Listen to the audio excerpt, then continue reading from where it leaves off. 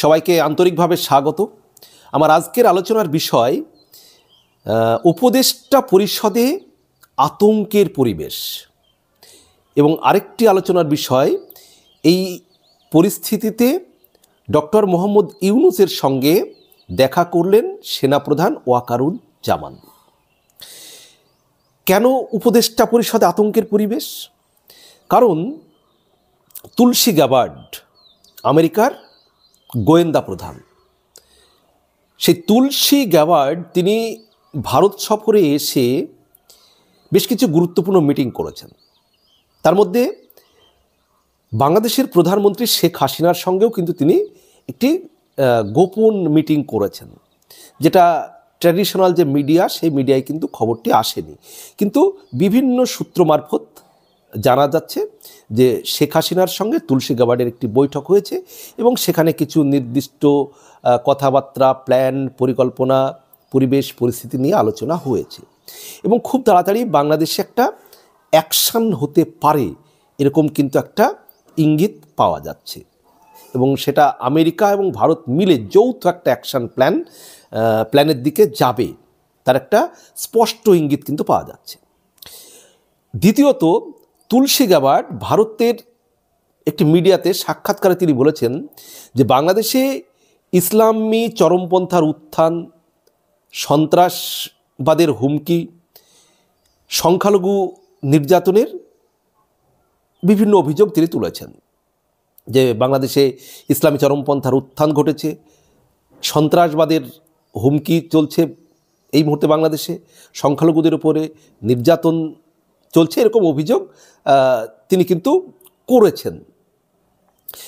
তারপর বাংলাদেশের অন্তর্বর্তীকালীন সরকার তুলসী গ্যাবার্ডের বক্তব্যকে বিভ্রান্তিকর বলে প্রতিবাদ জানিয়েছে এবং এটা বাংলাদেশের জন্য খুবই অমর্যাদাকর। বাংলাদেশ দীর্ঘদিন ধরে তারা বিভিন্ন রকম সন্ত্রাসবাদী, উগ্রবাদীদের কড়া হাতে দমন করে এসছে, ব্যবস্থা নিয়েছে, এইরকম একটা বক্তব্য কিন্তু ডক্টর ইউনূসের যে সরকার সেই বক্তব্য দিয়েছে। এর পরেই কিন্তু পরিস্থিতি অন্যদিকে চলে যায়, কারণ উপদেষ্টাদের মধ্যে একটা দারুণ ভয় কাজ করছে, আতঙ্ক কাজ করছে।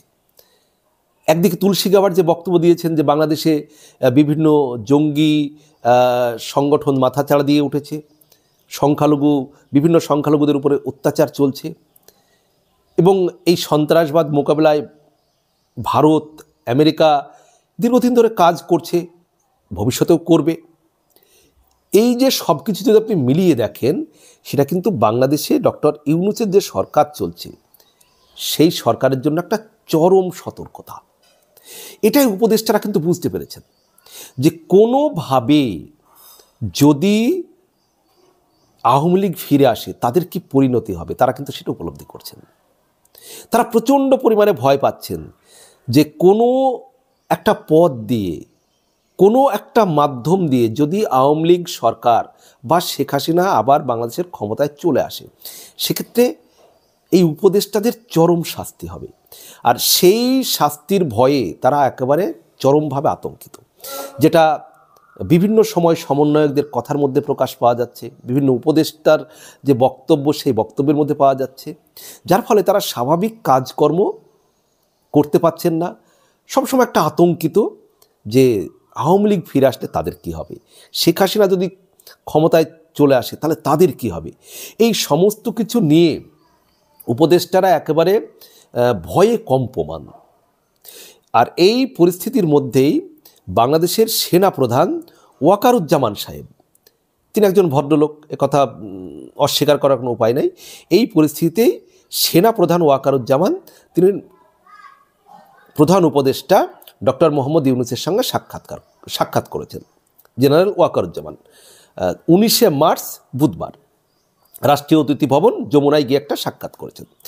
যদিও এই সাক্ষাৎটাকে মিডিয়া বলছে সৌজন্যমূলক সাক্ষাৎকার, অনেকদিন তাদের মধ্যে সৌজন্য সাক্ষাৎ হয়নি, তারপরে সেনাপ্রধান আফ্রিকা থেকে ফিরে এসেছেন, এই সমস্ত কিছুর একটা রিপোর্ট তিনি ডক্টর মোহাম্মদ ইউনূসের কাছে, অন্তর্বর্তীকালীন সরকারের কাছে তিনি দিয়েছেন। এটা মিডিয়া কিন্তু বলার চেষ্টা করছে, যে ট্র্যাডিশনাল যে মিডিয়াগুলো। কিন্তু এর বাইরে একটা ধরুন সেনাপ্রধান গিয়েছেন, তো তিনি তার তো ঘনিষ্ঠ মহলে কিছু জিনিস বলেন, আগে বা পরে আলোচনা করেন। এখানে সেনাপ্রধান কিন্তু ডক্টর মোহাম্মদ ইউনূসকে সতর্ক করে দিয়েছেন, সতর্কতা একেবারে তাকে দিয়েছেন, যে সতর্ক করে, যে পরে হয়তো বলবেন যে আমাকে সতর্ক করা হয়নি। সেটা কিন্তু ইউনূস সাহেবকে ওয়াকারুজ্জামান সেনাপ্রধান তিনি একবারে সতর্ক করে বলে দিয়েছেন যে সেনাবাহিনীর উপরে বিরাট চাপ রয়েছে আন্তর্জাতিকভাবে, বিশেষ করে আমেরিকার চাপ রয়েছে, ভারতের চাপ রয়েছে। বাংলাদেশে যেভাবে চলছে, আইন নেই, শৃঙ্খলা নেই, বিভিন্নভাবে মব জাস্টিস চলছে, সাধারণ মানুষের কোনো নিরাপত্তা নেই, সংখ্যালঘুদের উপর বিভিন্ন অত্যাচার চলছে। তো এই পরিস্থিতিতে যে কোনো সময় যে কোনো কিছু কিন্তু ঘটতে পারে, এইরকম একটা সতর্কতা কিন্তু ডক্টর ইউনূসকে ওয়াকারুজ্জামান সাহেব দিয়েছেন। এখন এই সতর্কতা এটাই কিন্তু যথেষ্ট ডক্টর ইউনূসের যে সরকার যে কোনো সময় পড়ে যেতে পারে তার সংকেত বহন করে। ওয়াকারুজ্জামান সাহেব তো একবারে ডাইরেক্ট অ্যাকশানে গিয়ে তাকে বলেননি যে আপনি সরে যান, এরকম নয়, তাকে ভদ্রভাবে বুঝিয়ে দিয়েছেন যে যদি আপনি ভালো চান তাহলে আপনার সরে যাওয়াই সঠিক হবে, আর সরে না গেলে পরবর্তীকালে যে কোনো সময় যে কোনো কিছু ঘটতে পারে। হয়তো এই কথা রেশ ধরেই যদি আমি বলি যে বাংলাদেশে যে কোনো সময় শুনতে পেতে পারেন যে ডক্টর ইউনূসের সরকার আর নেই, অন্য কোনো একটা সরকার বা শেখ হাসিনা ফিরে গিয়ে বাংলাদেশের ক্ষমতায় বসে গিয়েছে। এটা যে কোনো সময় যে কোনো কিছু কিন্তু ঘটতে পারে, তারই একটা ইঙ্গিত কিন্তু ওয়াকারুজ্জামান সাহেব দিয়ে রেখেছেন।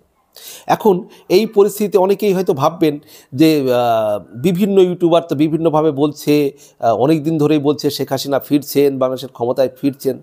দেখুন, পরিস্থিতি যা বাংলাদেশের, এই মুহূর্তে বাংলাদেশের পরিস্থিতি যে ভালো নয় এটা আমরা সবাই জানি, এবং যে কোনো সময়, সেটা 7.5 মাস হয়ে গিয়েছে, আগামী 7 দিনেও ঘটতে পারে, আগামী হয়তো আরও কিছুদিন লাগতে পারে, কিন্তু এই সরকারের পতন, পরিবর্তন যে খুব শীঘ্র হবে, এটা যারা মোটামুটি রাজনীতি নিয়ে চিন্তা করেন, রাজনীতি নিয়ে মোটামুটি একটা জ্ঞান রাখেন, তারা সবাই কিন্তু বুঝতে পারছেন যে ডক্টর ইউনূসের যে সরকার, এই সরকার আর বেশি দিন টিকতে পারে না।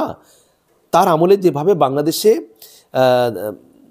আইন শৃঙ্খলার অবনতি ঘটেছে, যেভাবে বাংলাদেশটা একবার ধ্বংসের পথে এগিয়ে যাচ্ছে, এইরকম একটা সরকার দীর্ঘদিন চলতে পারে না। তাছাড়া এই সরকার ধরুন বাংলাদেশের যে মুক্তিযুদ্ধের চেতনার একবার সম্পূর্ণ বিরোধী, 1971-এর স্বাধীনতার সম্পূর্ণ বিরোধী এই সরকার রয়েছে, এরা ভারত বিরোধী জিগির তুলে বেড়ায়। বাংলাদেশের যারা 90% প্লাস মানুষ যারা মুক্তিযুদ্ধকে সম্মান করে, মুক্তিযোদ্ধাদের সম্মান করে, ভারতের সঙ্গে একটা প্রতিবেশী রাষ্ট্র হিসাবে সুসম্পর্ক রক্ষা করতে চায়, কিন্তু এই সরকার হচ্ছে পাকিস্তানপন্থী। এই সরকার সন্ত্রাসবাদীদের সহযোগিতা নিয়ে, জঙ্গিদের সহযোগিতা নিয়ে একটা দখলদার সরকার চলছে এই মুহূর্তে। তো সেই দখলদার সরকারকে আন্তর্জাতিক বিশ্ব কিন্তু স্বীকৃতি দেবে না। তাই এই সরকারের পতন যে কোনো মুহূর্তে ঘটতে পারে। সেনাবাহিনীর উপরে সেরকম প্রেশার এখনও আছে, ভবিষ্যতে হয়তো আরও বাড়বে। সেটা আমেরিকার তরফ থেকে বাড়বে, ভারতের তরফ থেকে বাড়বে, এবং সেটা কিন্তু উপদেষ্টারা বুঝতে পারছেন, যার ফলে তারা ভয় পাচ্ছেন যে তাদের তো কী পরিণতি হবে। সমন্বয়ক তারা বুঝতে পারছেন তাদের কী পরিণতি হবে। এই পরিস্থিতিতে কিন্তু সেনাপ্রধান ওয়াকারুজ্জামান সাহেব অন্তর্বর্তীকালীন সরকারের প্রধান ডক্টর মোহাম্মদ ইউনূসকে কিন্তু সতর্ক করে দিয়েছেন। এখন শেষ পর্যন্ত কি ঘটতে চলেছে খুব দ্রুতই আমরা বুঝতে পারবো। আপনাদের কি মন্তব্য রয়েছে এ বিষয়ে জানাবেন, আর আমার ইউটিউব চ্যানেলটি প্লিজ সাবস্ক্রাইব করে পাশে থাকবেন। সবার জন্য শুভকামনা।